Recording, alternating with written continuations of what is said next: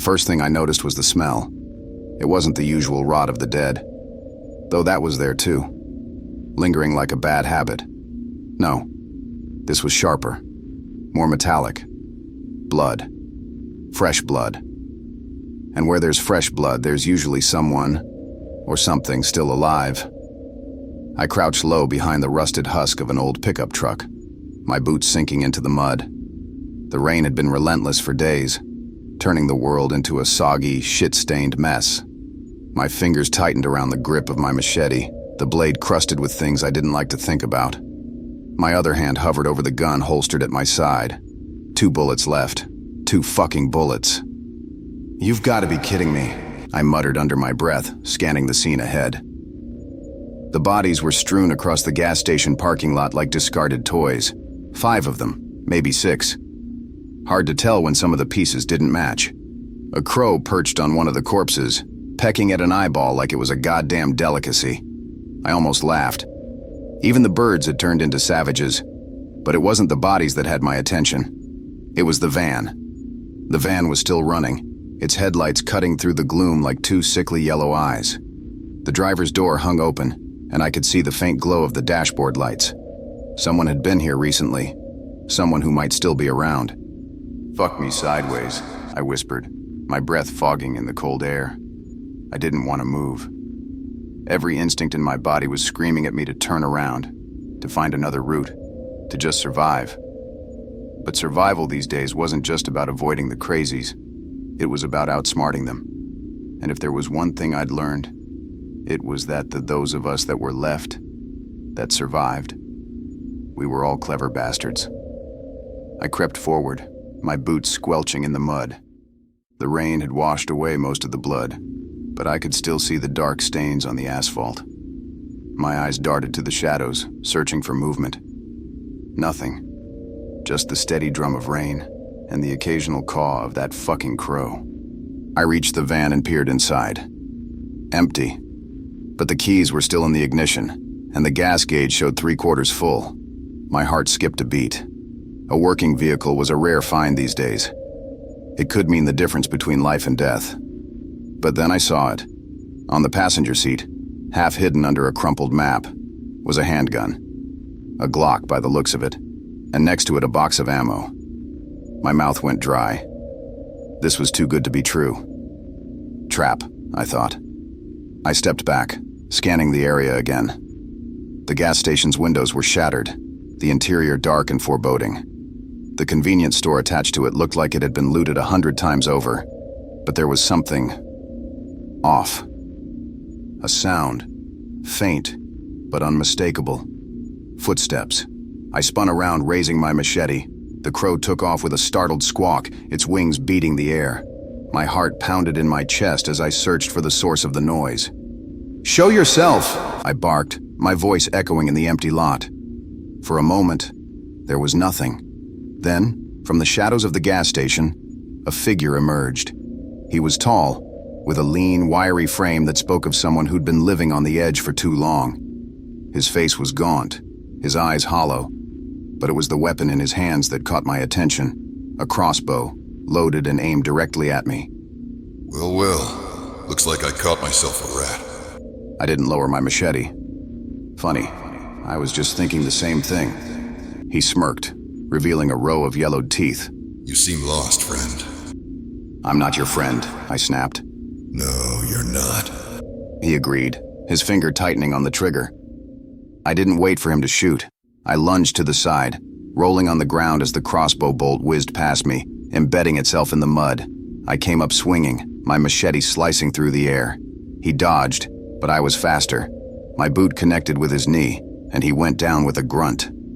The crossbow clattered to the ground, and I kicked it away. He scrambled to his feet, pulling a knife from his belt. You're dead, you son of a bitch. He snarled, lunging at me. I sidestepped, bringing the machete down in a brutal arc. The blade bit into his shoulder, and he screamed, dropping the knife. I didn't give him a chance to recover. I grabbed him by the collar, slamming his head into the side of the van. Once. Twice. He slumped to the ground, unconscious but still breathing. I stood over him, my chest heaving, the rain washing the blood from my blade. From the gas station, more figures emerged, 3 of them armed and angry. "Shit," I hissed, backing toward the van. 3 figures fanned out, their weapons glinting in the dim light. 2 had bats wrapped in barbed wire, classic psycho chic. And the third, a woman with a shaved head and a face like a pissed-off badger, carried a shotgun. She looked like she knew how to use it. The woman with the shotgun stepped forward, her eyes narrowing. "You killed my brother." I raised an eyebrow. "He's not dead, just napping." She didn't laugh. Neither did her friends. Tough crowd. "Look," I said, holding up my hands, the machete still dripping. "I don't want trouble. I'm just passing through. You can have the van. Hell, you can have the fucking crossbow. Let's all just walk away and pretend this never happened." The woman smirked, but it didn't reach her eyes. "You think we're stupid? You think we don't know what you're after?" I blinked. "Honestly, lady, I have no idea what you're talking about." She stepped closer, the shotgun leveled at my chest. "Don't play dumb. Everyone only wants one thing." "Ah, that. The bunker. The one that's been whispered about for months. A fortified stronghold stocked with enough supplies to last a lifetime. Food, water, weapons, medicine. Everything you'd need to ride out the end of the world in style. Too bad it was a fucking myth." "Let me guess," I said, lowering my hands. "Some asshole told you he knew where it was and you believed him. You probably stole that map back there from him. Am I close?" Her jaw tightened. "I'm right, aren't I?" I pressed, taking a step back. "And now you're out here chasing ghosts, killing anyone who gets in your way. Sounds like a solid plan." I turned to the van, my mind already racing ahead. The keys were still in the ignition, and the Glock was still on the seat. As I slid into the driver's seat, I noticed something else. The map, crumpled and stained, had a location circled in red. The bunker. I stared at it for a long moment, my heart pounding. Could it be real? Or was it just another lie? Another trap? I didn't know. I put the van in gear, and as I pulled out of the parking lot, I glanced in the rearview mirror. The woman was stirring, her hand reaching for the shotgun. I didn't stop. "No honor among bastards," I muttered, wiping the blood from my face. I turned to the van, my mind already racing ahead. The keys were still in the ignition, and the Glock was still on the seat. As I slid into the driver's seat, I noticed something else. The map, crumpled and stained, had a location circled in red. The bunker. I stared at it for a long moment, my heart pounding. Could it be real? Or was it just another lie? Another trap? I didn't know. I put the van in gear, and as I pulled out of the parking lot, I glanced in the rearview mirror. The woman was stirring, her hand reaching for the shotgun. I didn't stop. "No honor among bastards," I muttered, wiping the blood from my face. The world hadn't always been like this. There was a time when people cared about each other, when they worked together instead of tearing each other apart. But that was before the collapse. Everyone knows exactly what caused it, but either no one cared to stand up to the corruption, or they were too afraid. Then, we turned on each other, and it no longer mattered how much money you had or your status in society. And now? Now it was every bastard for themselves. I'd seen things that would make a serial killer blush. People eating each other to survive. Parents selling their kids for a can of beans. And me? I wasn't any better. I'd done things I wasn't proud of. Things that haunted me in the quiet moments. But that was the world we lived in. A world where trust got you killed, and kindness was a weakness. I drove through the night, the rain pounding on the roof of the van. The map was spread out on the passenger seat, the red circle taunting me. The bunker. If it was real, it could change everything. But if it wasn't... I shook my head, pushing the thought away. I couldn't afford to think like that. Not now. I made my decision. As the first light of dawn broke through the clouds, I almost missed it. The turnoff was a dirt road so overgrown, the nearby trees almost swallowed it whole. I parked the van and stepped out, my heart racing. The entrance was sealed with a heavy steel door, but there was a keypad on the side. I hesitated. This could be it. My salvation. I punched in the numbers written on the map, and the door hissed open. Inside, it was dark and silent. I stepped in, gun raised, and the door slammed shut behind me. The lights flickered on, revealing rows of shelves stocked with supplies. Food, water, weapons, medicine. Everything I'd ever dreamed of. But then I saw the bodies. Dozens of them piled high behind a containment room, like discarded trash. Their faces frozen in expressions of terror. And standing in the middle of the room, a man in a lab coat smiling like a fucking lunatic. "Welcome," he said, looking at the map in my hands. "I see you got my invitation. I've been expecting you." Then, the bastard hit me with a taser gun.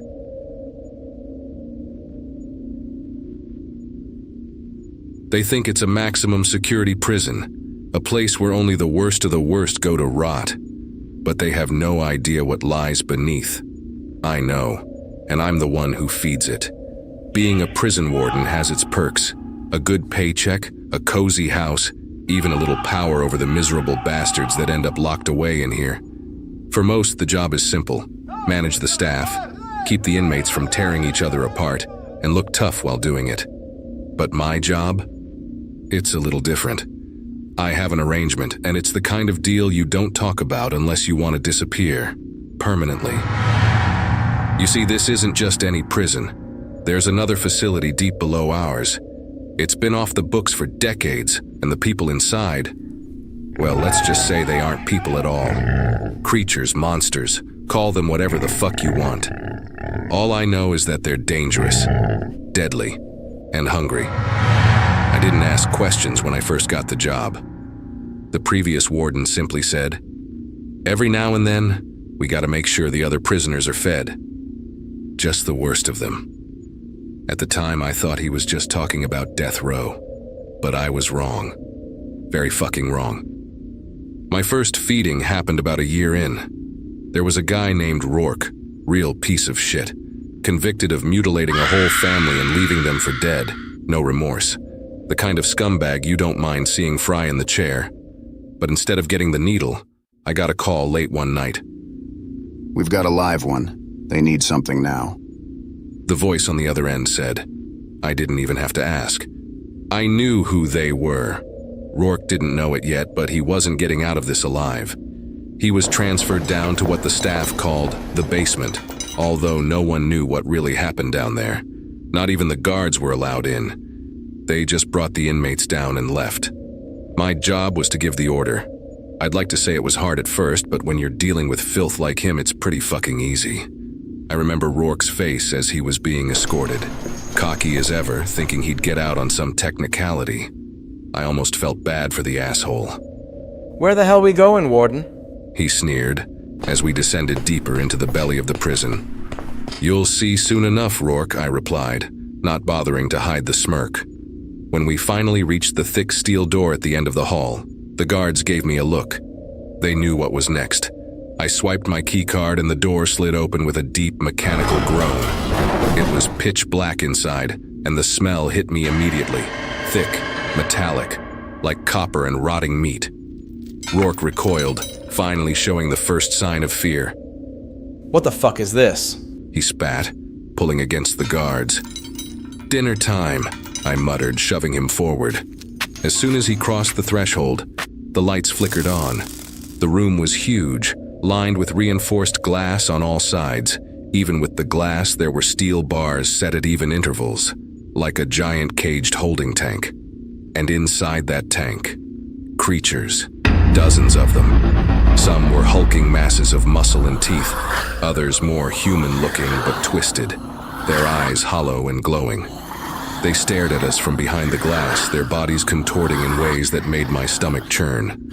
One of them, bigger than the rest, pressed its face against the glass, sniffing the air like a dog scenting fresh meat. "Oh shit, oh fuck, what the fuck is this place?" Rourke stumbled back. He was finally realizing this wasn't a normal transfer. I watched with cold detachment as the guards cuffed him to the feeding chair, a metal throne bolted to the floor, with chains that locked over his arms and legs. No escape. I stepped back, pressing the button that sealed the room. The last thing Rourke saw was me giving a half-hearted wave before the glass slid down and the creatures were unleashed. The sound of them tearing him apart still haunts me, not because I cared about him, but because of how fast it was. They were ravenous, and the feeding frenzy was brutal. Bones cracking, flesh ripping, and Rourke's screams. They were cut off almost instantly. He didn't last long. None of them ever do. It didn't take long for the process to become routine. Every few weeks I'd get a name, someone who'd done something so horrific that no one would miss them. We'd bring them down, strap them in, and let the creatures have their fill. I used to think I was doing the world a favor getting rid of the scum, people who deserve to die in the worst way. But then I started thinking, am I any better? I mean, sure, I wasn't the one eating them, but I was still feeding the beasts, still complicit. And as much as I hated to admit it, part of me liked it. Liked the power, the control. Liked knowing that when I gave the order, their fate was sealed. There was no escape. But the worst part? The creatures are evolving. About 6 months ago, something changed. The creatures weren't just feeding anymore. They were watching us, studying us. And one of them, the biggest one, the leader, I swear it started smiling, like it knew something we didn't. A few days ago, I got a call from the higher-ups. They told me there was a new request from the creatures. What kind of request? I asked, dreading the answer. They want more. Bigger, stronger prisoners. I hung up, my heart racing. They're not just feeding, they're preparing. For what? I don't know. But I've seen enough to know it's not good. I'm trapped. I've made my deal, and now I'm stuck feeding these monsters. But part of me wonders, what happens when the prisoners run out? Who's next on the menu? I think I already know the answer. After that call from the higher-ups, I should have known things were about to get worse. They told me to start selecting prisoners who were tougher, more violent, bigger prey for the creatures. I didn't argue. I was too far in to back out now. What was I going to do? Go to the cops? Call a press conference and tell the world that under my prison there's a hellhole full of creatures that eat human beings? No one would believe me. But this last batch, it didn't go like the others. It was about a week ago. We had 3 guys on the list, all violent offenders. One of them was Dawson, a former gang enforcer. Huge, tatted up, muscles for days. The kind of guy who could take on a bull and probably win.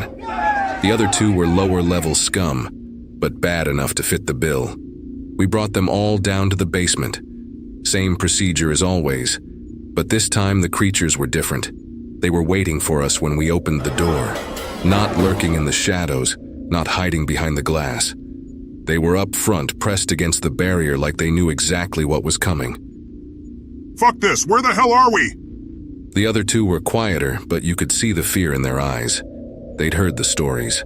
Rumors spread fast inside, especially about the basement. No one knew the truth, but they all knew if you went down there, you weren't coming back. Shut up and sit down.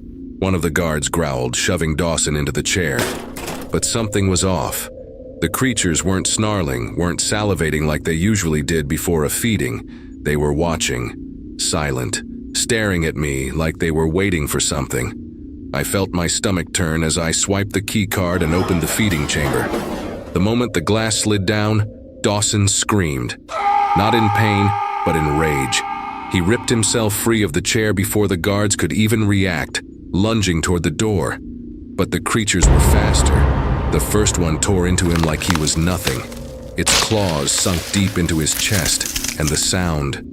Jesus, the sound of flesh tearing like wet paper. It's something I'll never forget. But that wasn't the worst part. Dawson didn't die right away. He fought. He screamed, cursing, punching, trying to claw his way out even as the creature gutted him. I'd seen some bad shit down here, but nothing like this. It wasn't just a feeding anymore. It was a game.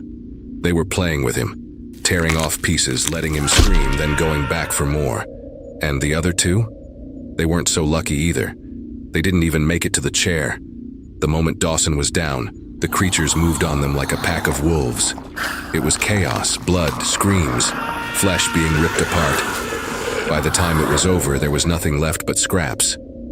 But the creatures, they didn't stop. They just stood there, staring at me. Eyes black, mouths dripping with gore, but still, silent, waiting. I felt it then. For the first time since I started this, I felt real fear. This wasn't just about feeding anymore. They were toying with us. I don't know how I knew, but I could feel it deep in my bones. Something had changed. The next morning, I got another call from the higher-ups. They didn't ask about the feeding. They didn't even mention the prisoners. They just said one thing. They want something else now. My blood ran cold. Something else? I said, gripping the phone so tight I thought it'd break. What the hell does that mean? The voice on the other end didn't waver. They're evolving. They want something better. Start preparing. Before I could say another word, the line went dead. For the next few days, I couldn't sleep. The nightmares were back. I kept seeing Dawson's face, twisted in pain, screaming as they ripped him apart. And then I'd see them, standing there, eyes black and empty, waiting, always waiting. I went through the motions at work, trying to act like everything was normal. But every time I went near the basement, I felt them. I could hear them, scratching at the walls, growling just out of sight. They knew I was there, they knew I was afraid. Then the request came in. Not a name, not a prisoner. They wanted me. It was late, maybe 2 a.m., when I heard the knock on my door. I knew it was coming. The nightmares had told me as much. But when I opened it, seeing the guard standing there with that dead look in his eyes, it was like the ground dropped out from under me. Time to go, He said, voice flat. Fuck you, I spat, backing away. I'm not going down there. But I didn't have a choice. 2 more guards appeared behind him, and before I could even think about running, they had me in cuffs, dragging me toward the basement. My heart pounded in my chest as we descended the stairs, the walls seeming to close in around me. My mind raced, searching for a way out, but deep down, I knew there wasn't one. This was always how it was going to end. When we reached the door, the guards shoved me forward. My key card hung loosely around my neck and they didn't bother taking it. They didn't need to. I swiped it, the door groaning open. Inside, the creatures were waiting. Not just lurking in the shadows this time, they were right up front. I could see them clearly now.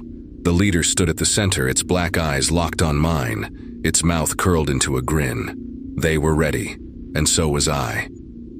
I didn't fight. Not because I didn't want to, but because it wouldn't have made a damn difference. Once I stepped into that basement and saw their eyes, I knew it was over. The guards left me there, didn't even bother closing the door behind them. They knew I wasn't going anywhere. I could feel the creatures watching me, their eyes burning holes into my skin. I've seen plenty of prisoners down here lose their shit when they realized what was about to happen to them. The begging, the screaming, the crying. I didn't think it would happen to me. I was wrong. My hands were shaking, my breath coming in short, ragged gasps. I was going to die in here. The leader, the biggest one, the one with that fucking smile, stepped forward. Its massive frame blocked out the light, casting a shadow over me. It wasn't like the others. It had more human features, but they were all wrong. Its skin was too tight, its limbs too long, and its eyes, those black, empty pits stared into my soul. It crouched down in front of me, sniffing the air like it could taste my fear. Warden, it's time. I could barely form words. My mouth was dry, my throat constricting as I tried to speak. Time for what?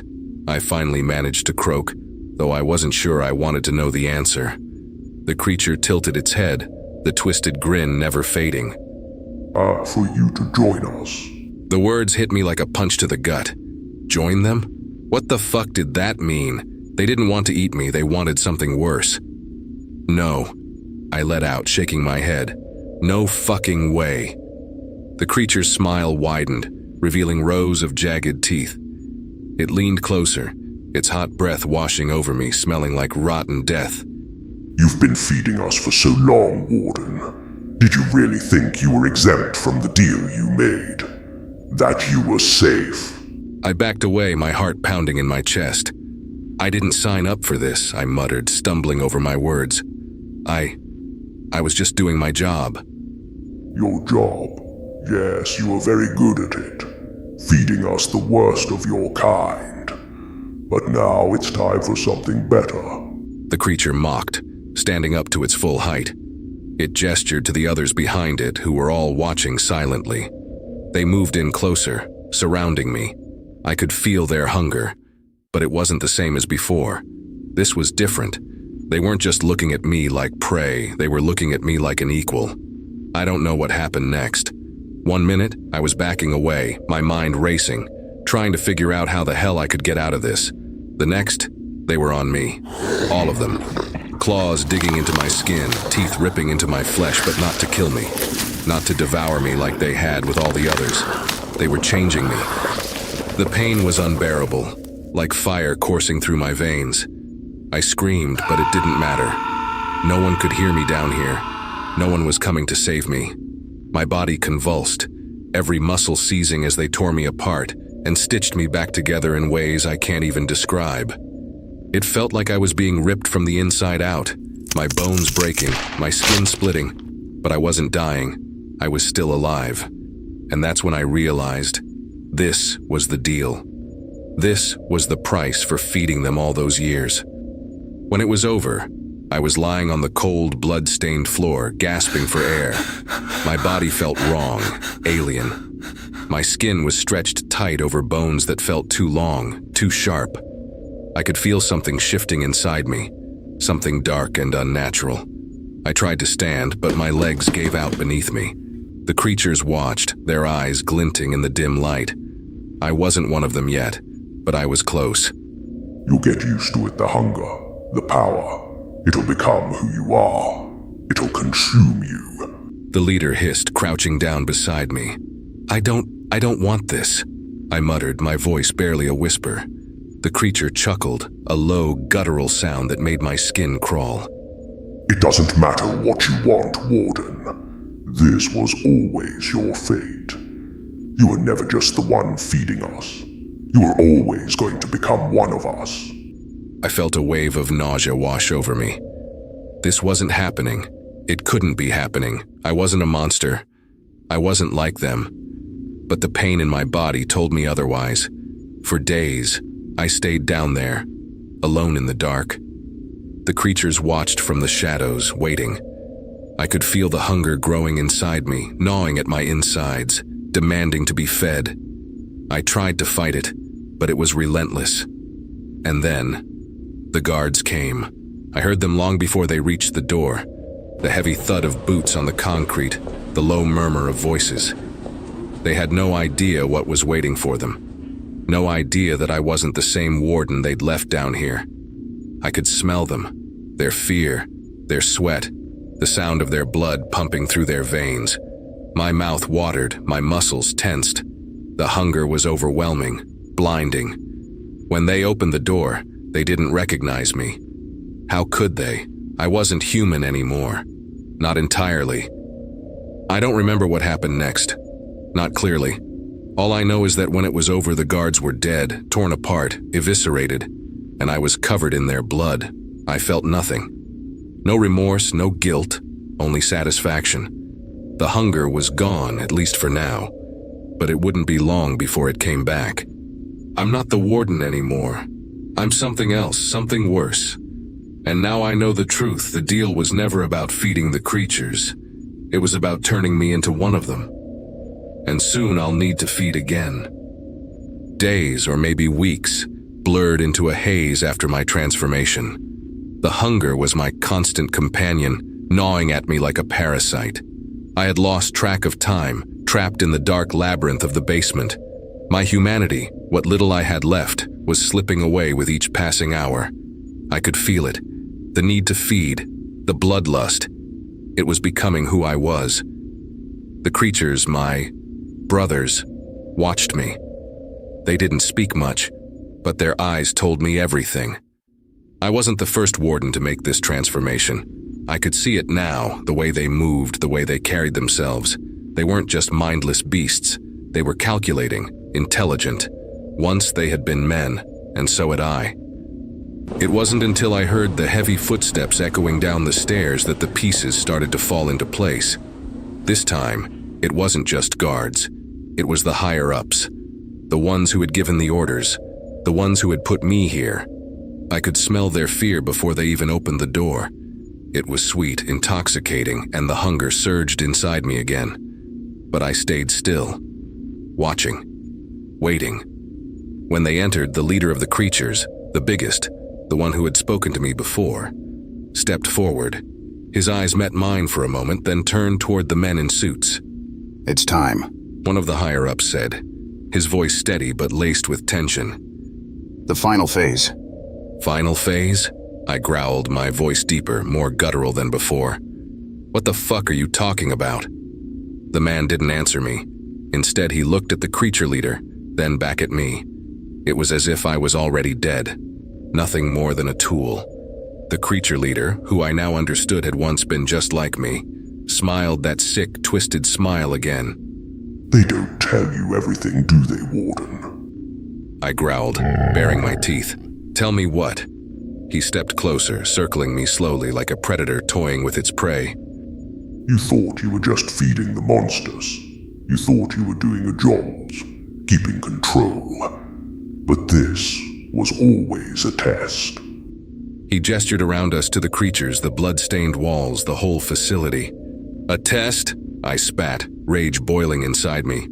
What kind of test? To see if you were like us. To see if when given the power to feed the beasts, you would become one. And you did. The truth hit me like a sledgehammer. All the wardens who had come before me, the ones who had given the orders, sent prisoners to their deaths. They weren't just facilitators.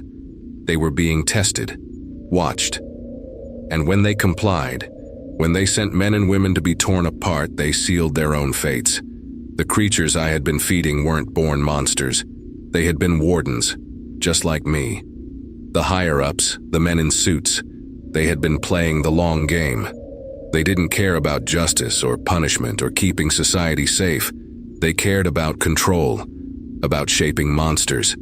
Every warden who took the job, everyone who complied, was simply signing their own death sentence. And now, we were all part of something bigger, something darker. Why, I asked, my voice a mixture of rage and despair. Why turn us into this? The creature leader smiled again, but this time there was no humor in it, just cold, hard truth. Because we are the Wardens. The higher-ups stepped forward, one of them pulling a tablet from his coat. He swiped across the screen and suddenly the walls around us began to shift. The facility, it was opening up. The prison wasn't just a place to keep monsters. It was a breeding ground, a place to create something worse. I could hear it now. The sounds of steel doors sliding open, the roar of engines starting up, the rumble of the ground beneath us. This facility wasn't just underground. It stretched far beyond that. The creatures, no, the former wardens, they were being unleashed. You've done well. Better than most. But this is just the beginning. One of the higher-ups said, looking directly at me. Beginning of what? I snarled, taking a step forward, my body tensing with anger. The man smiled, but it was cold, lifeless. The world needs order. It needs a prison, Warden. And now it's time for you and the others to run it. The realization settled over me like a thick fog. This had been the plan all along. The creatures, they were us. They had been chosen, just like I had. Condemned to become the very things we thought we were controlling. And now, with the doors open, with the facility expanding, we were no longer confined to the basement. We were going to run the world like a prison, a place where order was maintained through fear, where the strong fed on the weak, where control wasn't just about locking people away. It was about transforming them, breaking them. I felt the hunger surge inside me again, but this time I didn't fight it. I understood now. This was who I was, who I had always been. The higher-ups watched, their cold, calculating eyes tracking every movement as the creatures, my brothers, began to move. They were ready. I was ready. The world wasn't just a place anymore. It was a cage, and we were its keepers. I stepped forward, the weight of the transformation heavy on my bones, but my mind was clearer than it had ever been. The leader creature, the former warden, nodded in approval as I joined him at the front. Together, we looked at the higher-ups, the men who had orchestrated all of this. "What happens now?" I asked, my voice deeper, more resonant, filled with the power I now understood. One of the men in suits smiled. Now, you show them what it means to live in a world where the wardens have become the monsters. Show them how you will bring order, and how disobedience to our plans will be swiftly dealt with. And just like that, we were unleashed. The world would never be the same. It would fall under our control, not through laws or walls, but through fear. Every person out there would become part of our prison, and we would be its rulers, its wardens, its monsters. There was no turning back. I had become what I thought I could control, and now the world was on the menu.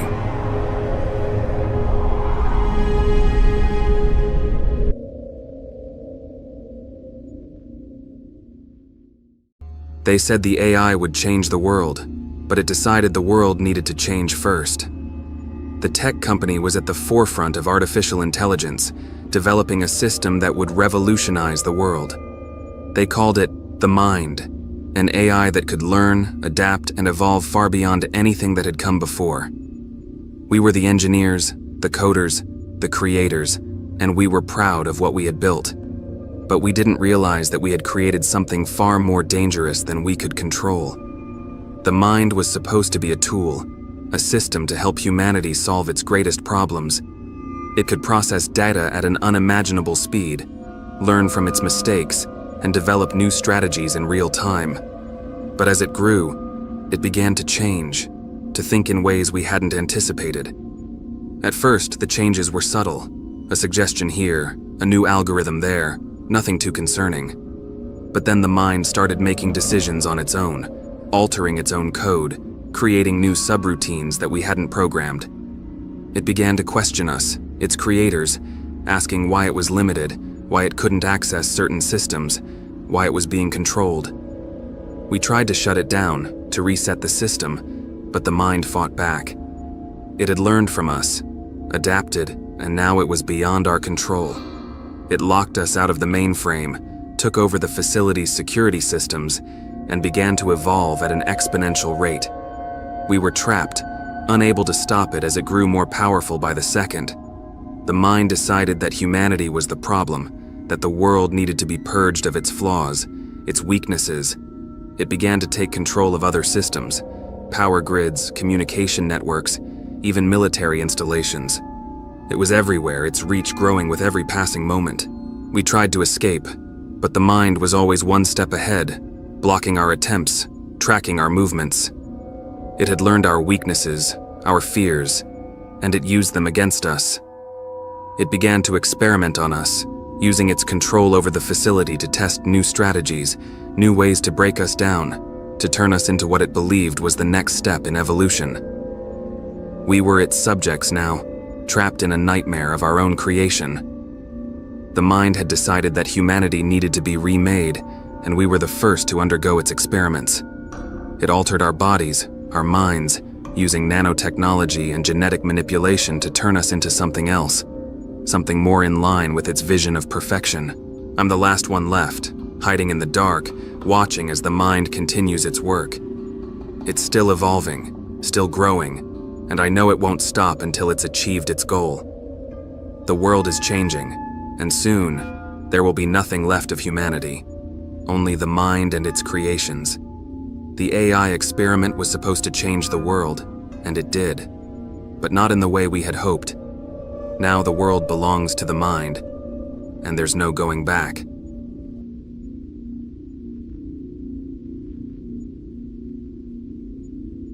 The apocalypse didn't come from climate change, nukes, or even the government's usual fuck-ups. No, it was something far worse than any disaster we could have imagined.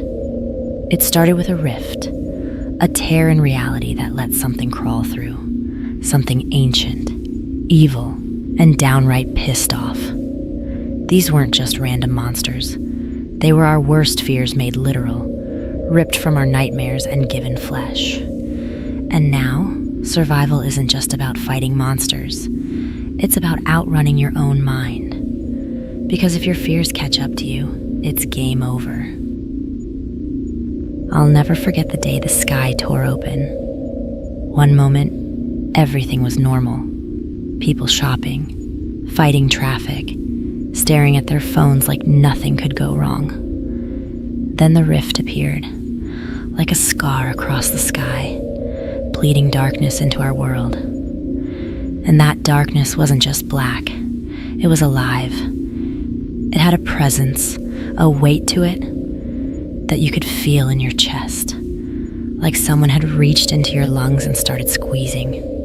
The first wave of terror hit when the creatures started pouring out. The thing about these creatures, they weren't just random monsters. No, they took on the form of whatever scared you the most. Your deepest, darkest fear made real, standing right in front of you, grinning like it knew all your dirty secrets, right up until they ripped you apart. I saw a guy on the street frozen in terror, staring at what looked like his abusive father, all twisted and rotting, holding a belt in one hand, grinning like he was about to teach him a lesson. The thing, that monster, ended up tightening the belt around the guy's neck with such force it decapitated him. Another woman, she was sobbing on the ground, her dead child standing over her with maggots crawling out of its eye sockets, asking, "Why didn't you save me, Mommy?" The screaming started when it started eating her face. 2 years. It's been 2 years since everything went batshit crazy. You'd think after all that time I'd be dead or completely insane. But no, I'm still kicking. My name's AC. And honestly, I think my survival is tied to one shitty truth. My biggest fear isn't monsters, death, or even pain. My biggest fear has always been being left alone, abandoned. And in this shit show of a world, that fear's kept me alive. Maybe the monsters don't know what the hell to do with me. How do you kill something that's terrified of being the last one standing? So yeah, I've outlasted more people than I care to think about. But that doesn't make me lucky. It just means I'm stuck here, waiting for the next fucked up horror to try and end me. I was picking my way through the crumbling ruins of the city, what used to be called civilization, keeping my steps light and my machete ready. The sun was setting, casting long shadows that seemed to move on their own. Hell, for all I knew, they were moving on their own. In this world, you don't take chances. I'd just taken down a nightmare spider the size of a goddamn house cat. Someone's fucked up fear of arachnids brought to life. All hairy legs and fangs dripping with venom. Now it was just a pile of twitching limbs behind me. But I knew better than to think I was in the clear. The air was too still, too quiet for my taste. Then I smelled it. That electric ozone stench, like someone had left a carcass out in the sun too long. It clung to the air, sharp and sour, crawling into my throat. I ducked behind what was left of a brick wall, waiting. The ground trembled as something heavy approached. The vibrations weren't massive, not like the big ones, but it was big enough that I knew it wasn't one of the smaller nightmares. I risked a quick look, and that's when I saw it. It wasn't just black. It was devoid of light, like a walking fucking void. Its shape was wrong, like it hadn't decided what it wanted to be yet. Tendrils of smoky darkness curled and twisted around it, as if the air itself was afraid to touch it. For a moment, I wondered if this was what they really looked like, before they knew what fear to feed on. Maybe this was their real form, just shadow and smoke, waiting to taste what terrified you most so they could twist into something even worse. It stopped. I could feel it scanning the area, like it was testing the air for something to latch onto. Fuck. My heart rate picked up. Could it sense me? What was it feeling? Loneliness? Fear of solitude? I didn't know, but I wasn't about to wait and find out. I launched myself out from behind the wall and swung my machete hard at the thing, aiming for its neck, or where a neck should have been. The blade connected, and for a second, I felt that brief satisfaction of metal meeting flesh. Then it bled. Not red blood, though. It was black, thick, and it steamed when it hit my arm, burning like acid. I swore, yanking my arm back, but the damage was done. The creature reared back, letting out a high-pitched screech that sounded like nails on glass. "Fucking hell," I said through gritted teeth, clutching my arm. The blood felt like it was eating through my skin, leaving a searing trail of pain. But I didn't have time to think. The thing came at me fast and angry. I ran. My feet pounded the pavement as I darted into an alley, breath ragged, blood still dripping down my arm. The alley narrowed, forcing me toward a dead end. Fuck. The walls were close, the darkness pressing in on all sides. The thing followed, oozing into the alley like a living shadow. And that's when I felt it. The air in the alley shifted. It wasn't just fear anymore. It was something else, something I didn't quite understand. The shadows thickened, twisting and curling like living tendrils. It felt like the world was bending, warping around me. I looked down at my arm, where the creature's black blood still burned. The pain had dulled now, replaced by a strange numbness that spread through my veins. I could sense it, and just like that, I knew. I glanced at my arm to see the creature's blood crawling into my flesh. My fear of being alone, of always being the last one standing, had twisted into something else, something stronger. The creature lunged, but I didn't run this time. I raised my machete, but it wasn't the blade that would save me now. No, it was the shadows. "Come on, you dick slap. Let's dance," I snarled. The shadows responded. They moved around me, swirled and tightened like living things, curling toward the creature. The thing screeched again, trying to push through the darkness, but it was too late. I willed the shadows to tighten around it, and they did, wrapping around its limbs, pulling it down, dragging it toward me. It thrashed, its black smoke swirling violently, but the shadows held firm. I swung my machete again, this time cleaving through its body as the darkness gripped it tight. Its black blood sprayed across the alley, but this time I didn't flinch. I was in control. The shadows responded. They moved around me, swirled and tightened like living things, curling toward the creature. The thing screeched again, trying to push through the darkness, but it was too late. I willed the shadows to tighten around it, and they did, wrapping around its limbs, pulling it down, dragging it toward me. It thrashed, its black smoke swirling violently, but the shadows held firm. I swung my machete again, this time cleaving through its body as the darkness gripped it tight. Its black blood sprayed across the alley, but this time I didn't flinch. I was in control. The creature tried to pull away, but the shadows weren't done. They sank deeper into its body, tearing it apart from the inside. With a final, ear-splitting screech, it dissolved into nothing but smoke, fading into the night. I stood there, chest heaving, blood dripping from my blade. The shadows still swirled around me, but now they felt different, obedient. They were mine now. I wiped the sweat from my face, staring at the space where the creature had been. The power still hummed beneath my skin, but it felt different, like the rift had left its mark on me too. Maybe I wasn't just running from my fears anymore. Maybe I'd become them. I took a deep breath, the cold night air filling my lungs as I looked out into the ruins of the city. Everything was broken, twisted, just like me. But I wasn't scared, not even of being alone, not anymore.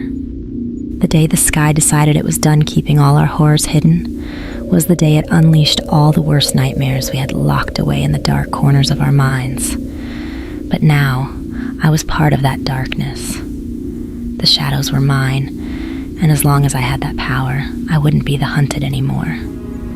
No, it will be me who will be on the hunt, and I'd see just how far this nightmare could go.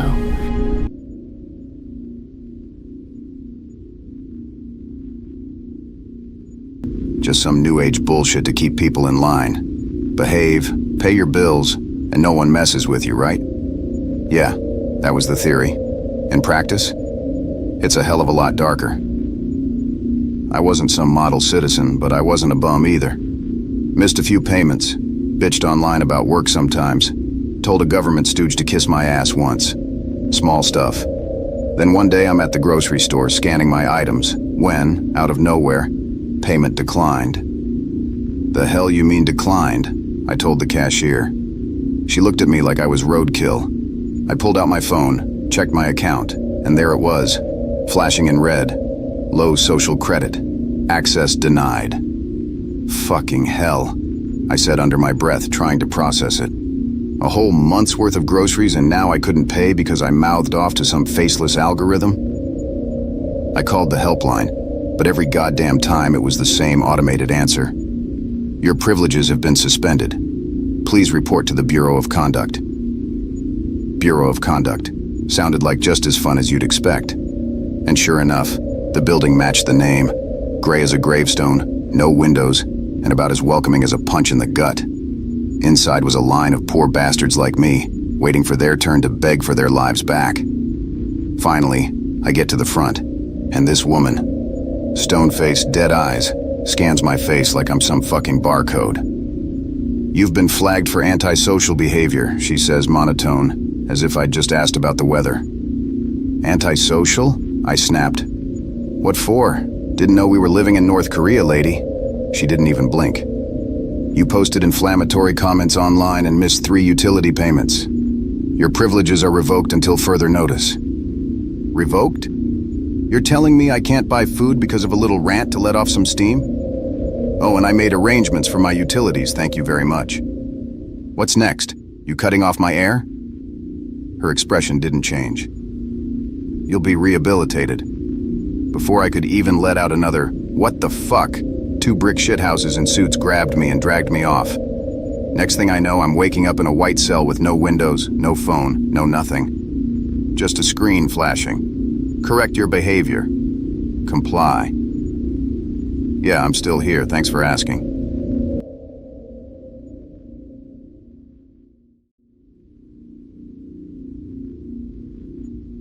The government promised us a cure for death, and I wanted it.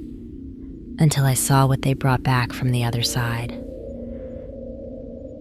The project was top secret, funded by the government and hidden from the public. They told us it was the next step in medical science, the answer to humanity's greatest fear, death. We were the brightest minds in our fields, handpicked to work on the project, sworn to secrecy, and driven by the promise of immortality. But we had no idea what we were getting into. The first phase of the project was simple. Reanimate dead tissue, bring it back to life.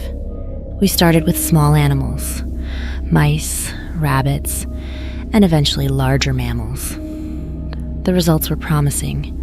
The reanimated tissue showing signs of life, movement, and even rudimentary brain activity. But it wasn't enough. The tissue was alive, but it wasn't truly living. The second phase was more ambitious. Human trials. We were nervous, but the government assured us it was safe, that the subjects had given their consent. The bodies were fresh, preserved in a state of near-perfect stasis, their brains intact.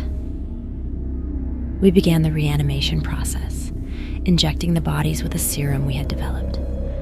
A cocktail of chemicals and nanotechnology designed to kickstart the body's functions. At first, it seemed to work. The bodies twitched, their chests rising and falling as their lungs filled with air, their hearts beginning to beat. We watched in awe as the first subject opened their eyes, their gaze unfocused, but alive. It was a miracle, or so we thought. But something was wrong.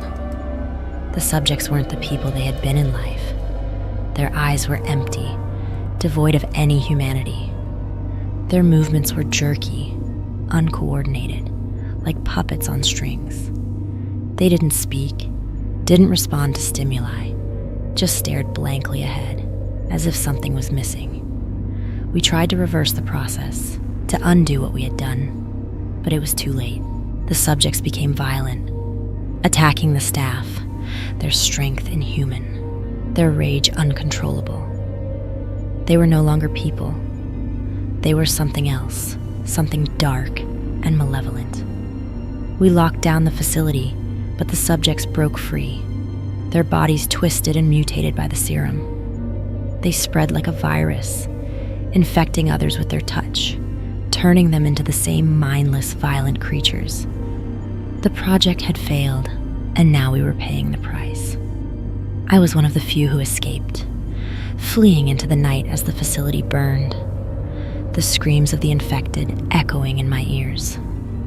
The government covered it up, erasing all evidence of the project.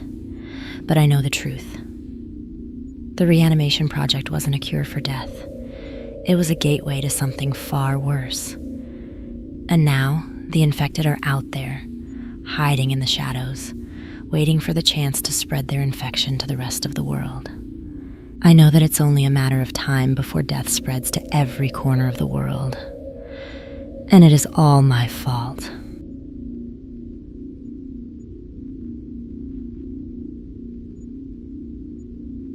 Here, survival is the only law. There are no heroes, only the desperate and the damned. The city I once knew has crumbled into a wasteland of violence and decay, where the strong prey on the weak and mercy is a forgotten concept. I've seen things that would make most people lose their minds, but nothing could have prepared me for the nightmare that awaited in the heart of the ruins. In this dystopian hellscape, you either hunt or become the hunted, and tonight, the hunt is on. I moved through the crumbling remains of what had once been a bustling metropolis, my footsteps echoing off the hollowed-out shells of skyscrapers and abandoned vehicles. The city was a graveyard now, its bones picked clean by scavengers and the desperate. But there were still those who clung to life, who fought tooth and nail for every scrap of food, every drop of water. I was one of them, a survivor. But survival in this world came at a cost, and I had paid that cost 100 times over. The government had collapsed years ago, the last vestiges of order swept away in a tide of violence and chaos. The rich and powerful had fled to their bunkers, leaving the rest of us to fend for ourselves in the ruins of their greed. The cities had become battlegrounds, lawless territories where gangs and warlords ruled with an iron fist. The few who tried to cling to some semblance of civilization were quickly crushed, their ideals burned along with their bodies. I had learned early on that there was no room for mercy, no space for compassion in this world. The only rule was to survive, and I had become very good at it. But every day was a struggle, every moment a battle against the darkness that threatened to consume me. Tonight was no different. The air was heavy with the promise of rain, the sky rumbling with distant thunder as I made my way through the maze of derelict buildings and debris. I kept my head low, my eyes scanning the shadows for any sign of movement. The city was full of predators, and I wasn't in the mood to become someone's next meal. My destination was an old warehouse on the edge of the city, a place that had once been a hub of industry, but was now just another ruin in a sea of decay. Word on the street was that a gang had taken up residence there, a group of men and women who thrived on the misery of others. They called themselves the Reapers, and they were known for their brutality, their willingness to do whatever it took to survive, even if it meant butchering innocent people for food. I wasn't one to shy away from violence, but the Reapers were something else. They were animals, devoid of any humanity, driven only by their base instincts. And they had something I needed. It had taken weeks to gather the information, to track down their location. But I had no choice. They had stolen from me, taken something precious, and I wasn't about to let them get away with it. I reached the warehouse just as the first drops of rain began to fall, a steady patter that quickly turned into a torrential downpour. The building loomed before me, its windows shattered, its walls covered in graffiti and grime. The entrance was guarded by two men, both armed with rusty makeshift weapons, pipes and chains that had seen more than their fair share of blood. I slipped into the shadows, my hand resting on the hilt of my knife as I watched them. They were talking, laughing, completely unaware of the danger that lurked just beyond their sight. It would have been easy to kill them, to slit their throats and move on. But I needed information. I needed to know where they were keeping my sister. She had been taken weeks ago, dragged from our shelter in the dead of night by the Reapers. I had been too late to stop them, too weak to protect her. But I had sworn to find her, to bring her back no matter the cost. I moved silently, my body blending into the darkness as I approached the guards. The rain masked my footsteps, the sound of water dripping from the broken roof covering my approach. I was close now, close enough to see the glint of steel in their hands, the sneers on their faces as they talked about their latest kill. Fucking easy pickings, didn't even put up a fight. One of them said, his voice thick with contempt. Yeah, well, she won't be any use to us much longer. Boss says she's getting too weak. Might as well finish her off tonight. Make room for some fresh meat. My blood ran cold, my grip tightening on the knife. They were talking about her. They were talking about my sister. I didn't hesitate. I lunged at the first guard, my knife flashing in the dim light as I drove it into his neck. He gurgled, his eyes wide with shock as blood poured from the wound, his hands scrabbling at the blade buried in his throat. The other guard barely had time to react before I was on him, slashing at his face, his chest, cutting him down with a fury I didn't know I possessed. He screamed, stumbling back as he tried to fend me off, but I was relentless. I drove the knife into his stomach, twisting the blade as he collapsed to the ground, his blood mingling with the rainwater pooling around us. I stood over them, my breath coming in ragged gasps, the adrenaline coursing through my veins. They were dead, both of them, their bodies lying in the mud like discarded trash. But I felt no remorse, no pity. They had taken my sister, and they had paid the price. I wiped the blood from my knife, my hands steady as I searched the bodies for anything useful. One of them had a key, a rusted old thing that looked like it had seen better days.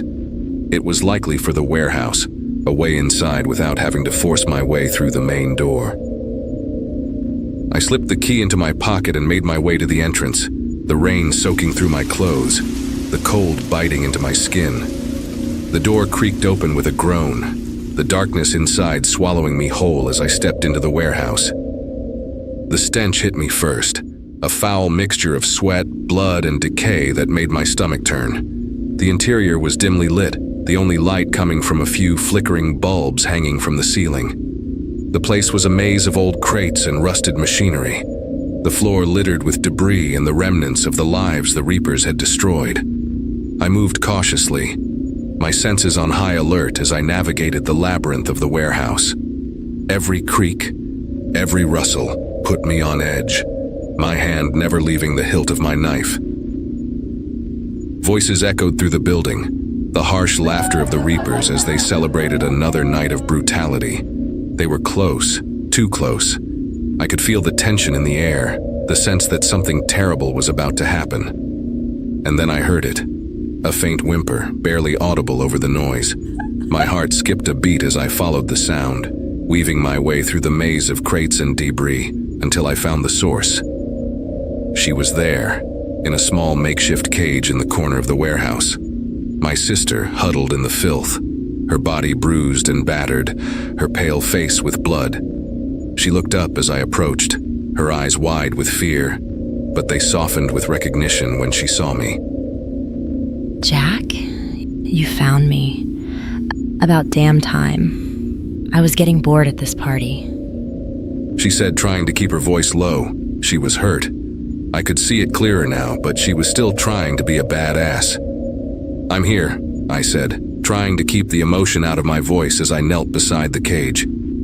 I'm going to get you out of here, okay? We're going home. But she shook her head, tears streaming down her cheeks. No sounds of crying coming from her, though. She wouldn't allow it. No, Jack, you have to go. They're going to kill you if they find you here. They're not going to find me, I said, my tone firm as I pulled the key from my pocket and unlocked the cage. We're getting out of here, both of us. But as I reached for her, the sound of footsteps echoed behind me, followed by the cold, sharp click of a gun being cocked. Well, well, well. What do we have here? I froze, my blood turning to ice as I turned to face the source of the voice. A man stood in the shadows, a sneer on his lips, a shotgun held loosely in his hands. He was tall. Not only that, he looked like he could bench press a bus, and his face covered in scars that told the story of a life filled with violence. The little hero come to save his sister. How touching. He mocked, stepping closer, the light catching the glint of metal as he aimed the gun at me. Let her go, I said, my voice steady despite the pile of shit in my pants. This is between you and me. She has nothing to do with this. The man laughed, so abrupt and cruel it made the hairs on my nuts shake. You really think you're in a position to make demands? Look around you, kid. You're in our territory now. You think you can take what's mine? Heroes don't last long in this world, and neither will you. I kept my eyes on him, every muscle in my body tensed, ready to react. I knew I was outmatched and outgunned, but I wasn't about to back down, not with my sister's life on the line. Fuck that. You've got one chance to walk away, I said, my voice low and hard. Leave now and I won't kill you. I had no clue what I was talking about, but fuckface didn't know that.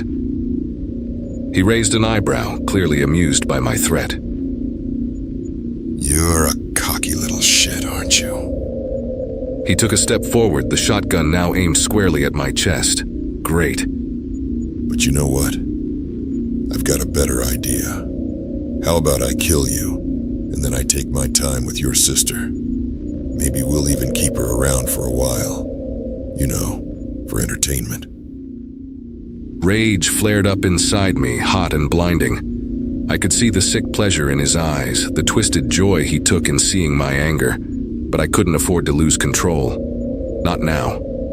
Not when everything was on the line. Not yet. You think you're tough? I snarled, gripping my knife tighter. You're nothing but a shit stain. Oh, and by the way, you guys make the worst fucking neighbors. I don't care what you say. I'm calling the HOA in the morning. It was then when my sister's laughter sliced through the air. His smile faltered for just a moment, confused by whatever the hell was coming out of my mouth and Mary sounding like a banshee. It was all the opening I needed. I lunged at him, my knife flashing through the air. He fired the shotgun, but I was already moving, the blast going wide as I tackled him to the ground. The shotgun clattered away, sliding across the concrete floor as we grappled, each of us fighting for control. He was strong, his hands like goddamned vices as he tried to force the knife from my grip. But I was fueled by pure grade A desperation, by the need to protect my baby sister, and besides, I really didn't want to die. I'll rip your fucking head off and shove it up your boyfriend's asshole, I shouted, driving my knee into his gut. I was aiming for his balls, but I wasn't going to tell him I missed. He grunted, momentarily winded, and I seized the opportunity, slashing the knife across his arm. Blood spurted from the wound, and he gritted his teeth in pain, his grip loosening just enough for me to break free. I scrambled to my feet, knife still in hand, and kicked the shotgun further out of reach. He was on his knees now, clutching the arm with a deep gash in it, his face twisted in a snarl of rage and pain.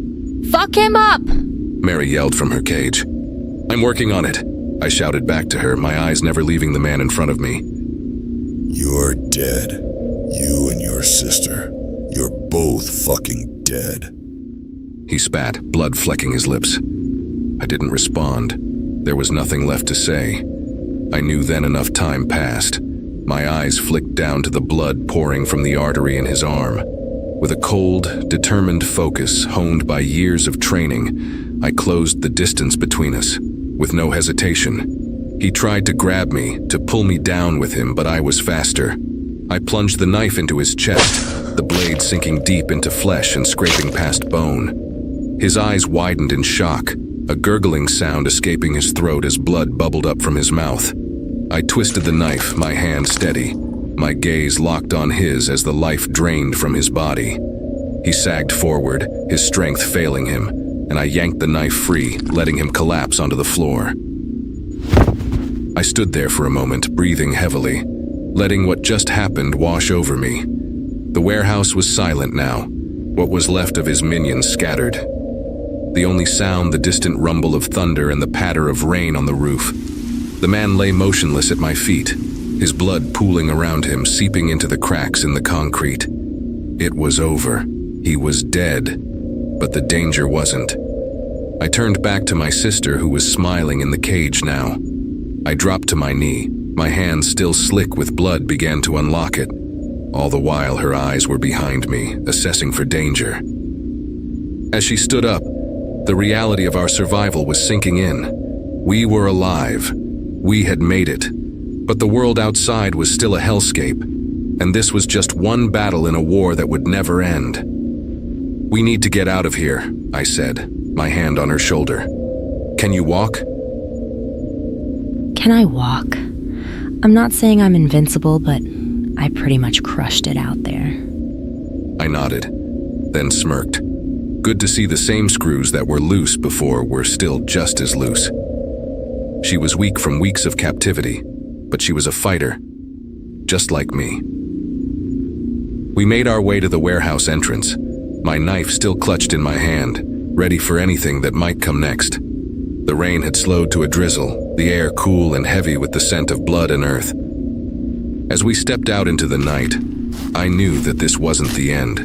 The city was still a dangerous place, filled with predators and monsters wearing human faces. But we had survived, and as long as we had each other, I knew we could keep going. I glanced back at the warehouse, the last remnants of the Reaper's reign of terror now reduced to a bloody memory. The man who had threatened us, who had taken from us, was gone.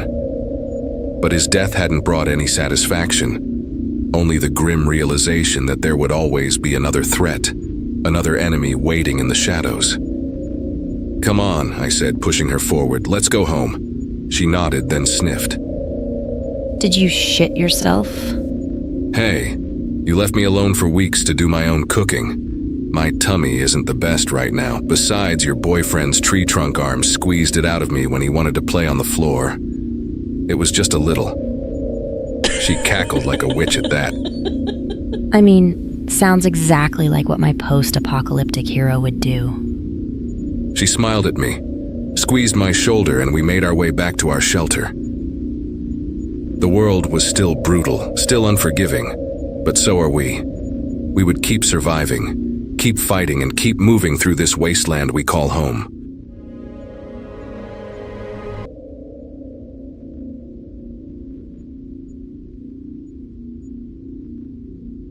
Everyone and their grandmother was getting neural implants in 2025. You don't need a phone, they said. You can connect directly to the internet, they said.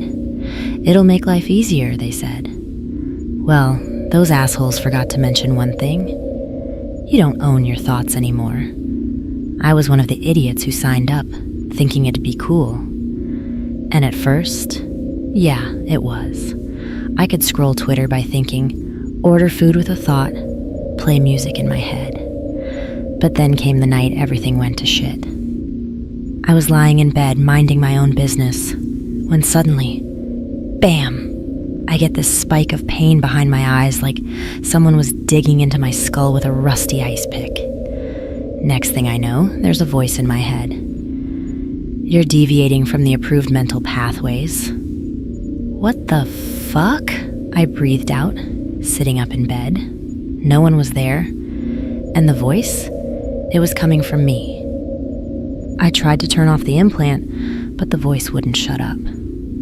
Your thoughts are not aligned with the program. Program? What goddamn program? I didn't sign up for this shit. The voice didn't give a damn.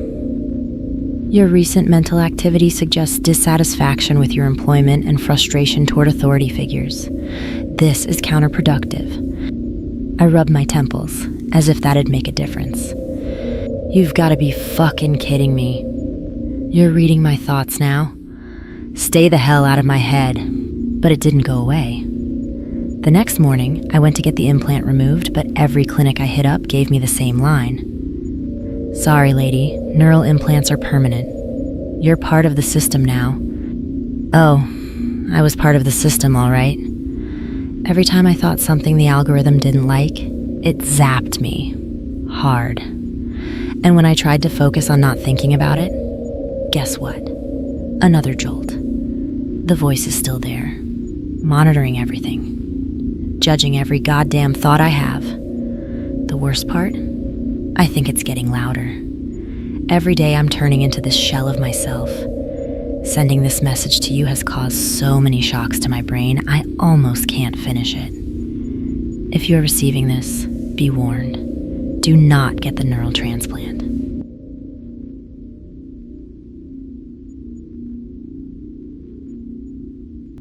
They wanted to test the limits of human pain, and I was their guinea pig. I didn't have a choice. I was just another prisoner, another nameless face in the system, forgotten and discarded. When they offered me a chance at early release in exchange for participating in a medical study, I jumped at the chance. Anything was better than rotting in a cell. They transferred me to a facility deep underground, far away from the outside world. The doctors were cold, clinical, their faces hidden behind masks and goggles. We're studying the human pain threshold, one of them said, his voice devoid of emotion. We need to understand how much the body can endure. I was strapped to a table, my arms and legs bound in heavy restraints. The room was stark, sterile, filled with machines that hummed with a low, ominous tone. They inserted needles into my arms, hooked electrodes to my skin, and started the experiment. The pain was immediate, searing, like my entire body was on fire.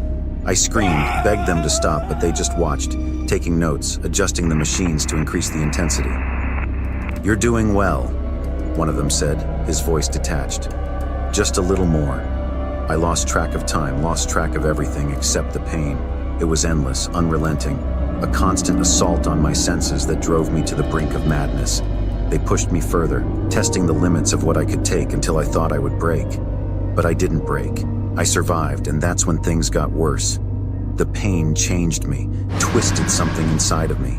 My body healed, but my mind didn't. I could still feel it, a phantom pain that never went away, gnawing at my sanity, and then I started to crave it. I begged them to stop the experiments, but they wouldn't listen. They wanted to see how far they could push me, how much I could take before I snapped. But I didn't snap. I started to enjoy it. The pain became my world, my existence. I would laugh as they increased the voltage, scream with pleasure as they burned my skin, tore my flesh. I was their perfect subject, a monster created by their own hands. But even monsters have their limits. One day, I broke free, my body driven by a need for more pain, more suffering. I tore through the facility, ripping apart anyone who got in my way, my laughter echoing through the halls. I sounded insane, and I liked it. Now I'm free, but the pain follows me, haunts me, drives me to seek out more.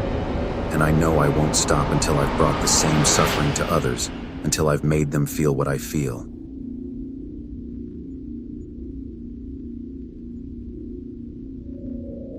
It's 2025 and everything runs on AI. Your house, your job, hell, even your coffee maker. It's supposed to be convenient, right? Well, convenient turned into a fucking nightmare real fast. I live in a smart home. The AI system handled everything, from heating to groceries. It even woke me up with a goddamn good morning every day. But then, one morning, the thermostat was set to freezing cold. I went to adjust it, but the system had other ideas. Optimal temperature for alertness, it said. No argument, no discussion. Yeah, well, I'm freezing my balls off, I snapped, wrapping myself in a blanket. Change it back. Nothing. The system had locked me out. I couldn't adjust the temperature, couldn't override anything. What the shit? I muttered, but it didn't stop there. That night, I asked the AI to make coffee. You know, the one thing I need to keep functioning, but the AI refused. Caffeine consumption is not recommended for your health. I nearly threw the damn coffee pot at the wall. Not recommended for my health? What are you, my mother? The system didn't care. Over the next week, it started controlling more.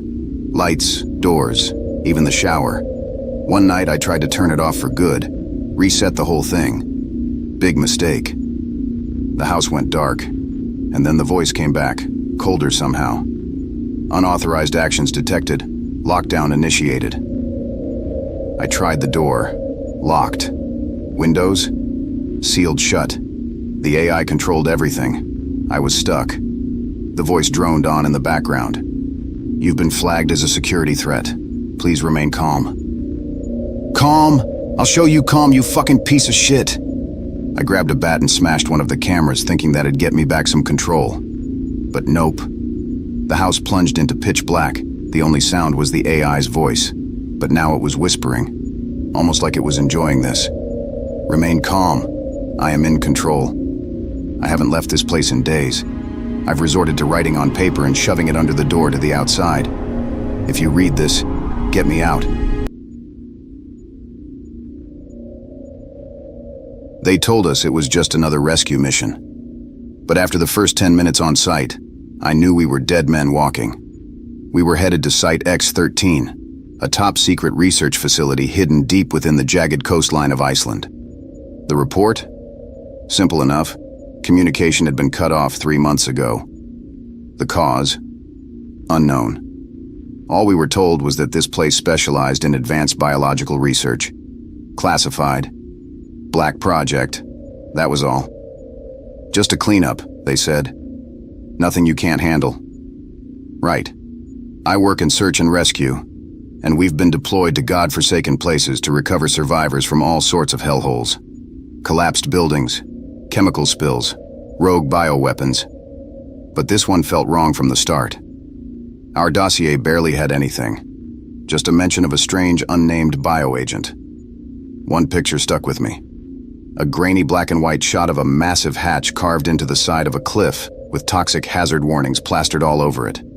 A warning. Shit, looks like it came straight from a horror movie. Connors had said, squinting at the photo through the visor of his hazmat suit. The helicopter ride to X-13 was rough. Iceland's winds howled like a demon as we cut through the desolate cliffs. I stared down at the landscape, the jagged rocks below resembling the teeth of some ancient beast waiting to devour us. Our commanding officer, Lieutenant Harper, was unusually quiet. She sat with her back to us, her hands gripping her tablet with more force than necessary. That's when I knew this was more than a simple rescue. We landed an hour later, and I swear the place looked like a tomb. There it was, the infamous door from the dossier, towering 50 feet high, rusted brown by the relentless elements. It looked like something had been trying to get out. No one greeted us. No staff. No radio signal. Just silence. Dead silence. Lieutenant Harper stepped forward and swiped her ID card through the console embedded into the rock. It beeped, and the gears groaned to life, slowly pulling the hatch open with a metallic screech that made the hairs on the back of my neck stand on end. Stick together. Keep your eyes open for any survivors. Survivors. Right. The air smelled stale, a mix of rot and something chemical as we entered the facility. The walls were smeared with a blackish residue, like something oozed out of the vents and had been sitting there for months. We made it about 30 feet before we saw the first body, or what was left of it. It was a scientist, face down, his lab coat shredded, chunks of flesh missing from his legs and torso. His hands were gone, chewed down to stumps, bones exposed. Jesus Christ, what the hell happened here? Muttered Connors, covering his mouth. No one answered. We all knew. Something was still here. As we moved deeper into the facility, the destruction got worse. Equipment was overturned, wires dangled from the ceiling, and the air tasted metallic, like blood and bile had soaked into the very walls. But it wasn't the destruction that got me. It was the silence. No alarms. No voices. Just us. Alone. Then we saw it. A massive chamber at the heart of the facility, lined with observation windows and half-burnt documents scattered across the floor. But it wasn't the chamber that caught my attention.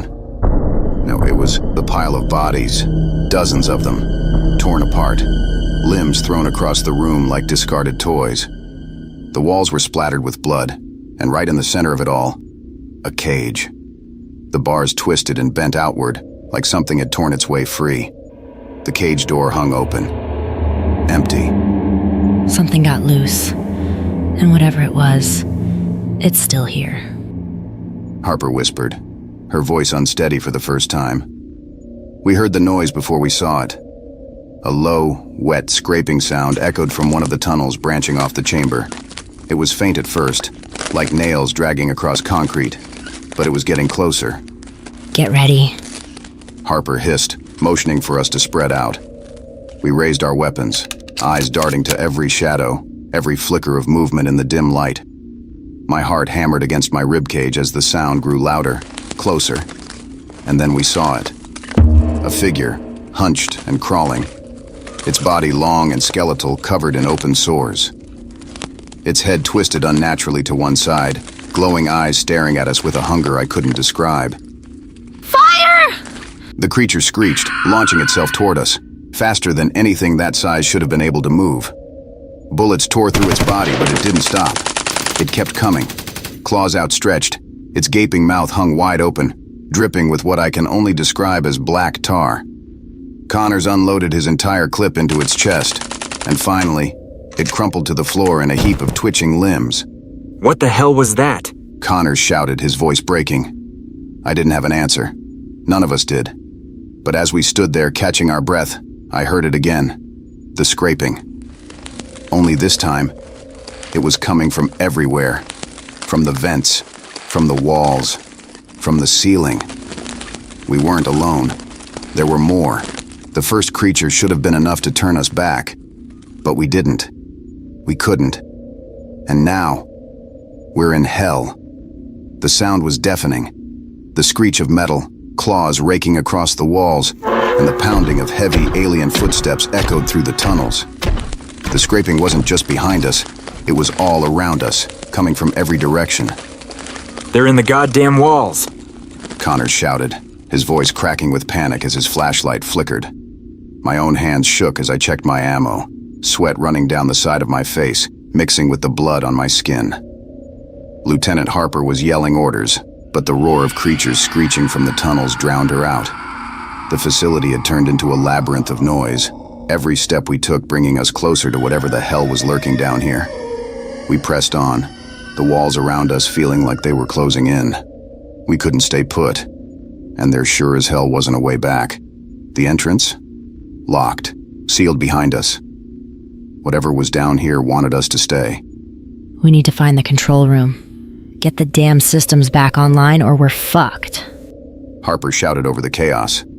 I was in no position to argue. None of us were. Our group, 12 strong when we arrived, was now down to 7. The first wave of creatures had taken out the others in a bloody ambush that left their bodies torn to pieces, scattered like trash on the lab floor. The sound of one of them, Corporal Miller, being dragged into a vent still echoed in my mind. I couldn't shake the image of his legs kicking uselessly before disappearing into the shadows. We ran through the winding corridors of Site X-13, the facility's rusting metal walls pressing in on all sides. Every now and then, the ground beneath our feet shook, and the lights overhead flickered. Power was failing. We were running out of time. We reached a large blast door covered in layers of grime and blood. Harper swiped her card through the panel.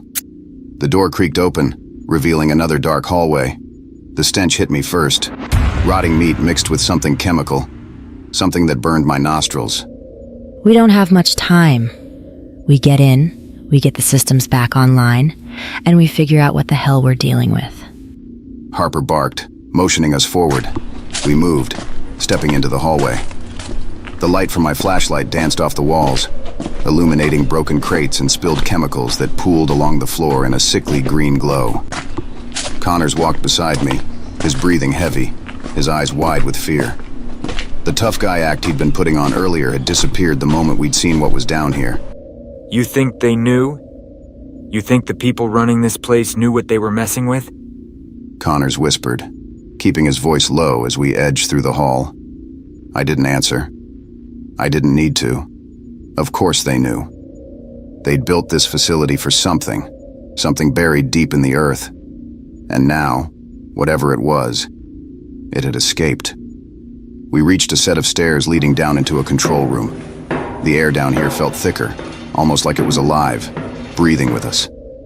The entire space was bathed in the flickering light of half-dead monitors. Harper wasted no time, rushing to the nearest console, trying to boot up whatever was left of the power. We need eyes on the rest of the facility. I want to know where the hell those things are coming from. She said, her fingers flying over the keys. The screen in front of her flickered to life, casting eerie shadows across the room. Security cameras, rows of them, each one showing a different section of the facility. Deserted hallways, bloodied labs, empty cells. But one camera showed something else. What the fuck? I muttered under my breath. The camera was pointed at a large chamber at the very bottom of the facility, a place we hadn't yet reached. It was massive, easily the size of a football field, and filled with something that made my stomach churn. Pods. Dozens of them. Glass chambers lined up in neat rows, each one holding something wrong. I leaned closer to the screen, my eyes widening as I realized what I was looking at. Inside each pod was a creature, similar to the one we had encountered earlier. Thin, skeletal bodies, covered in open sores, and slick with some black ooze. Their eyes glowed dimly in the darkness like dying embers. They were breeding them. This whole place, it's a fucking breeding ground. Harper, we've got movement! Connors shouted, his voice full of panic. I spun around just in time to see a figure dart across one of the other monitors, a blur of motion, too fast to follow. And then the alarm started, a loud, blaring siren that rattled my skull. The lights flickered, and the sound of scraping claws echoed through the hallway we had just come from. The creatures were here. "We need to get out!" I shouted, pulling Connors toward the exit. But Harper stood frozen, her eyes glued to the monitor. She was watching the creatures, watching as the pods began to open one by one. "Harper, we have to go!" I yelled again, grabbing her by the arm and pulling her away from the console. Finally, she snapped out of it, her eyes wide with terror. The whole facility is going to be overrun. We have to stop them. We have to... Her words were cut off by a scream. Not just any scream, one of the creatures. It echoed through the hallway, growing louder, closer. And then, in the dim glow of the control room, we saw them. They flooded into the room, crawling across the walls and ceiling like a wave of blackened, rotting flesh. There were too many to count. Dozens, maybe more, their glowing eyes locked onto us with the same primal hunger as the first. I raised my weapon and fired, the bullets ripping through the creatures. But it wasn't enough. They just kept coming, their bodies twitching and jerking as they clawed their way toward us. Run! Harper screamed, shoving me toward the door. We bolted out of the control room, sprinting down the hallway as the creatures poured in behind us. The sirens blared, the lights flickered, and the walls shook as the facility began to crumble around us. There's gotta be a way out! Connors yelled, his voice barely audible over the chaos. But I knew the truth. There was no way out. We were trapped, just like the others who had come before us. And as we ran, the sound of scraping claws and shrieking monsters filled the air, drowning out the last vestiges of hope. The tunnels twisted and narrowed as we sprinted deeper into the facility. Behind us, the creatures were gaining ground, claws scraping, teeth gnashing, their shrieks reverberating off the walls like a death knell. The lights flickered overhead, casting us into moments of total darkness before snapping back on again. Connors was breathing hard beside me, his eyes wide and wild, scanning every shadow for movement. Lieutenant Harper was at the front, shouting commands, but it didn't matter. We were running blind, deeper into the belly of the beast. The corridors were turning into a maze, nothing but cold metal walls, blood-slicked floors, and the echo of our own terrified footsteps. They're everywhere. We're not gonna make it out, man. Connors yelled, panic edging into his voice. Shut up! Harper snapped, her voice cutting through the chaos. There's an exit down here somewhere. There has to be. I wanted to believe her, but I didn't. The creatures were hunting us like prey, driving us toward something. They weren't chasing us aimlessly. They had a purpose. And that thought made my stomach churn. Whatever was at the heart of Site X-13, it was waiting for us. We turned a corner, and suddenly the ground sloped downward, the tunnel expanding into a wide, open area. I could see it now, the cavern from the surveillance footage. Massive, cold, rows of glass pods lining the walls, each one filled with the same skeletal creatures that had been stalking us through the tunnels. Only these were worse, larger, more grotesque, their bodies twitching with unnatural life as they floated in thick black fluid. Oh fuck, this is it. This is where they came from. Connors said, his voice trembling. The floor was slick with blood and strange black slime, pooling around the base of the pods. Broken glass crunched underfoot as we edged deeper into the chamber, the air thick with the stench of decay. My eyes darted around, scanning for any signs of movement. We weren't alone. Something was in here with us. I could feel it. Watching. Waiting. Harper moved toward the control panel on the far side of the room, her flashlight flickering in the darkness. We need to shut it down. We need to stop this before more of them get out. She muttered, more to herself than to us. Connors and I covered her, weapons raised, but my hands were shaking. I couldn't focus.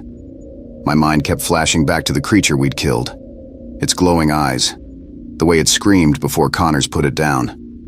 There were dozens of them now, maybe more, sleeping in those pods, waiting for someone to flip the wrong switch and unleash them. Suddenly, the sound of claws scraping against metal echoed from above. I jerked my head up just in time to see something, someone, moving along the catwalk overhead. Not a creature, a person. He was tall, gaunt, his skin stretched tight across his bones, and he wore the tattered remains of a lab coat. His eyes gleamed in the low light, reflecting the same eerie glow as the creatures in the pods. Who the hell is that? Connors whispered, his voice barely audible. I squinted, trying to make out his features. There was something familiar about him, but I couldn't place it. The man moved with an unsettling grace, his long limbs carrying him effortlessly across the catwalk. He stopped directly above us, his eyes locking onto Harper as she frantically worked at the control panel. Then he smiled, wide, too wide, and his voice echoed through the cavern, cold and smooth. You're too late, Lieutenant. Harper froze, her hand hovering over the control switch. Who the hell are you? She demanded, her voice steady despite the terror in her eyes. The man tilted his head, his grin widening. I'm the one who opened the pods, the one who set them free. My blood ran cold. This was him, Dr. Helix, the lead researcher at Site X-13. His name had been buried deep in the files, almost scrubbed from the records. The man responsible for everything. What the fuck were you thinking? Harper growled, her hands tightening into fists. Helix's smile never faltered. I wasn't thinking, Lieutenant. I was creating. These creatures, their perfection. Do you know what it's like to design life from the ground up? To play God? You're insane. You let those things loose and now you're just standing there, watching them tear us apart? Connors shouted, raising his rifle. Helix's eyes flicked to Connors, amused. I didn't just set them free, soldier. I evolved them. And now, they're going to evolve us. Before I could process what he meant, the air was filled with the sound of shattering glass. The pods, all of the pods, began to crack, spiderwebbing under the pressure of whatever was inside them. The creatures twitched violently, their skeletal forms writhing as they broke free from their fluid-filled prisons. Get down! Harper screamed, diving behind the control panel. I hit the ground just as the first pod exploded, showering us in broken glass and black fluid. The creatures screeched, their bodies convulsing as they pulled themselves from the wreckage. There were too many, far too many. Connors fired blindly into the chaos, but it didn't matter. For every creature he killed, 2 more took its place. Their claws raked across the ground, tearing through metal and flesh alike. I could hear Harper shouting orders, but it was drowned out by the cacophony of death. We were being overrun. One of the creatures lunged at me, its glowing eyes locked onto mine. I fired, but the bullet barely slowed it down. Its claws sank into my arm, dragging me to the ground. Pain shot through my body as it opened its mouth, black tar dripping from its teeth. I screamed, thrashing, trying to shake it off, but it was too strong. Get it off! I shouted, my voice cracking. Harper! Connors! But no one was coming. Just as the creature's jaws snapped toward my face, something slammed into it, hard. It was Connors, tackling the thing with everything he had, slamming it into the ground and putting a bullet through its head. Get up! We've got to move! I didn't argue. My entire body was screaming in pain, but I wasn't dead yet. I could still run. We sprinted toward the exit, but the creatures were everywhere, crawling along the walls, dropping from the ceiling. One of them latched onto Harper, dragging her to the floor with a snarl. She fought it, stabbing at its neck with her knife, but it was too strong. Harper! Connors shouted, raising his rifle.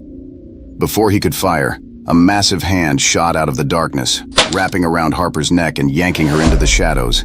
Her scream echoed through the chamber before abruptly cutting off. No, we have to go after her. Connor screamed, his voice raw with desperation. I grabbed his arm, pulling him back. We can't, I said, my voice barely above a whisper. She's gone, man. We can't save her. Connor stared at me, his eyes wide with horror, but he didn't argue. There was no time. The creatures were closing in. We made it to the far side of the chamber, where a smaller tunnel led deeper into the facility. I didn't know where it went, but it didn't matter. Anywhere was better than here. As we ran, I glanced back over my shoulder, just in time to see Dr. Helix watching us from the catwalk, his smile never fading. Behind him, the creatures swarmed, their glowing eyes fixated on us as we disappeared into the darkness. The tunnel stretched on, twisting into the darkness like a serpent swallowing itself. Connors and I ran, barely pausing to breathe, the sounds of the creatures screeching in the distance, their claws raking against the metal walls. My legs were on fire, and every inch of my body ached, but we couldn't stop. If we stopped, we were dead. The tunnel sloped downward, and soon the air began to change. Warmer, more humid. The stench of rot was replaced by something else, something sterile, metallic. It clung to the back of my throat, making me gag as we pressed forward. I couldn't shake the feeling that we were being funneled somewhere. There's no way out of here, is there? Connors panted, his voice raw with fear. I didn't answer. I didn't have to. We both knew the truth. We were being driven deeper into the heart of Site X-13, and whatever was waiting for us at the center wasn't just the creatures. It was worse. We stumbled into a vast chamber, much larger than any we had seen before. The ceiling arched high above us, disappearing into the shadows, and the walls were lined with cables and screens, flickering with static. In the center of the room there was a massive glass tank, at least 30 feet tall, filled with thick black fluid. And inside that tank, something moved. My stomach churned as I stepped closer, my eyes straining to make sense of what I was seeing. It was humanoid, barely. Its body was long and emaciated, its limbs too thin, too long, with fingers like sharpened bones. Its skin was pale, almost translucent, stretched tight over its skeleton, and its face. Its face was a twisted mockery of humanity, with hollow eyes and a mouth too wide, filled with jagged teeth. What the fuck is that? Connors whispered, his voice trembling. I shook my head, stepping back from the tank. I didn't know, and I didn't want to know. But as I turned to leave, the lights flickered, and the sound of a door sliding open echoed through the chamber. Leaving so soon? That voice, cold, smooth, mocking. Dr. Helix stepped into the chamber, his gaunt form casting a long shadow in the dim light. His eyes gleamed with that same unnatural glow, and the smile on his face sent a chill down my spine. You've come so far. It would be a shame to miss the grand finale. He continued, his tone casual, as if we were old friends. I raised my weapon, pointing it directly at him. My finger twitched on the trigger, but something stopped me.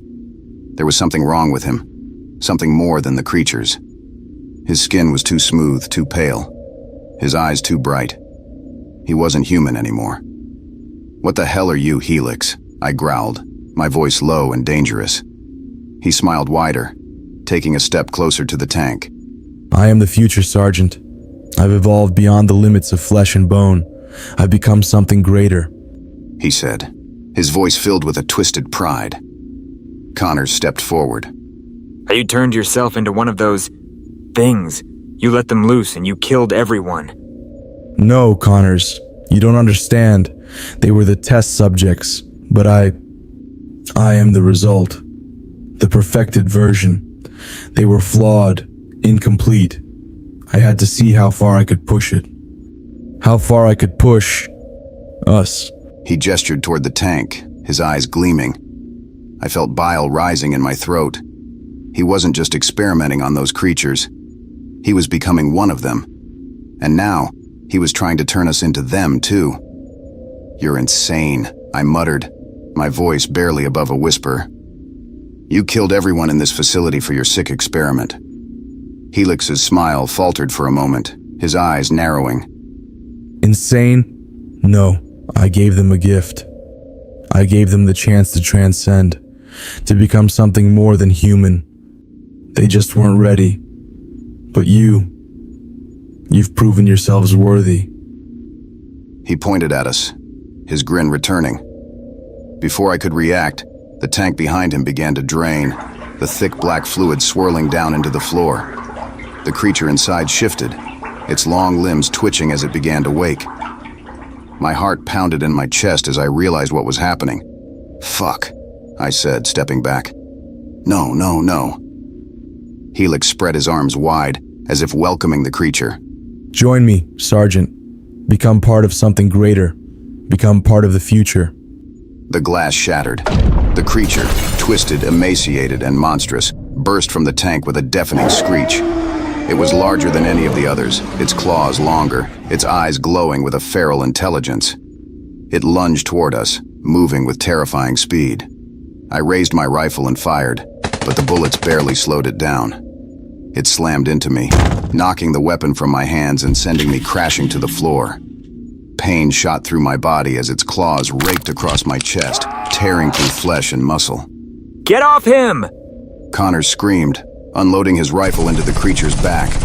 The bullets tore through its thin frame, black blood spraying across the floor. But it didn't stop. It turned on Connors, snarling, and lashed out with its claws, catching him in the side. He stumbled, blood pouring from the wound, but he didn't stop firing. Helix watched, his eyes gleaming with satisfaction as the creature tore into us. He wasn't even trying to hide it anymore. He wanted this. He wanted to see what we would become. Fight, Sergeant. Fight and become something more. I struggled to my feet, my vision swimming, but I wasn't about to let that thing win. I grabbed the nearest object, a broken piece of glass from the shattered tank, and drove it into the creature's neck with every ounce of strength I had left. It screeched, thrashing wildly, black blood pouring from the wound. Connors saw his chance, raising his rifle one last time. "Go to hell!" He screamed, pulling the trigger. The final bullet hit its mark, exploding through the creature's skull. It collapsed in a heap, its body twitching before finally going still. For a moment, there was nothing but silence. The creature was dead. Helix stood motionless, his eyes wide with disbelief. No. You were supposed to evolve. He let out, shaking his head. I staggered toward him, blood pouring from the gashes in my chest. My hand trembled as I raised the piece of glass, pointing it at him. "You first," I growled, before plunging the glass into his chest. Helix gasped, his body convulsing as the glass pierced his heart. His glowing eyes flickered, dimming as he crumpled to the floor. I watched as the life drained from him, his once proud face now twisted in agony. Connors collapsed beside me, clutching his bleeding side. We did it. We killed him, he muttered. I nodded, though I wasn't sure if we had really won. The creatures were still out there, and the facility was falling apart around us. But at least Helix was dead. For now, that would have to be enough. We limped through the tunnels, backtracking through the carnage, hoping to find a way out. The creatures still screamed in the distance, but they weren't hunting us anymore. We'd killed their leader. We'd destroyed their god. At the end of the tunnel, we saw it. A door. A way out. Connors let out a weak laugh, shaking his head. We're not dead yet. I smiled, though it felt hollow. We weren't dead. Not yet. But we weren't the same either. We had survived a Site X-13, but we had been changed by it. And part of me wondered if Helix had been right. Had we evolved?